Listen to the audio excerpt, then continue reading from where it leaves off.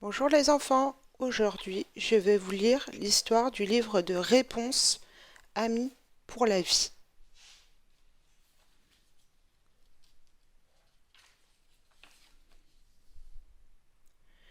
Une belle journée s'annonce pour Réponse. Elle fête ses 18 ans. Et ce n'est pas tout. Après avoir quitté la tour dans laquelle elle a vécu toute sa vie, elle est en route pour voir les lanternes flottantes, ces mystérieuses lumières allumées chaque année le jour de son anniversaire. Toutes les conditions sont donc réunies pour que cette journée soit magique. Mais au lieu de ça, Réponse la passe à aider Flynn, son guide, à échapper à Maximus, un cheval de la garde royale. Maximus accuse Flynn d'être un voleur. Réponse espère que le cheval les laissera aller admirer les lanternes avant de livrer Flynn aux gardes royaux. Finalement, Maximus tend son sabot à Flynn en signe de paix. Réponse et Flynn reprennent le chemin de la citadelle, sous la surveillance de Maximus.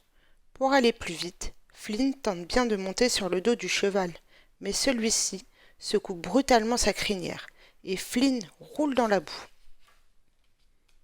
La citadelle apparaît enfin à l'horizon. Il faut ruser pour y entrer. C'est sûr qu'être le voleur le plus recherché de tout le royaume ne fait pas de Flynn un visiteur très discret.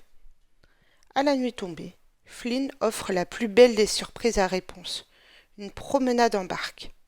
Haute surprise, il donne un sac de pommes à Maximus.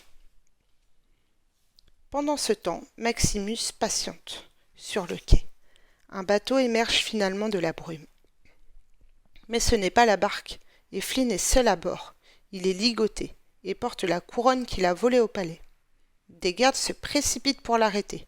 Maximus ne comprend rien à ce qui a pu se passer, mais il sait que quelque chose a très mal tourné. Le cheval fonce chercher de l'aide auprès des brigands de la taverne du Canard boiteux. Les brigands se précipitent jusqu'aux prisons du château, où ils libèrent Flynn, mais les gardes sont nombreux.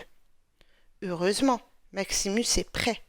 Ensemble, Maximus et Flynn galopent dans les rues et s'échappent par les portes de la ville, juste avant que toutes les issues ne soient bloquées. Ces deux-là se font enfin confiance. Réponse, de son côté, n'est pas en mal d'aventure. Mère Gothel, qui l'a toujours élevé dans cette tour, lui montre son vrai visage. Réponse découvre qu'elle est en fait la princesse disparue, volée à ses parents il y a près de 18 ans. La rejoignant à la tour, Flynn affronte Mère Gothel et coupe les cheveux de Réponse.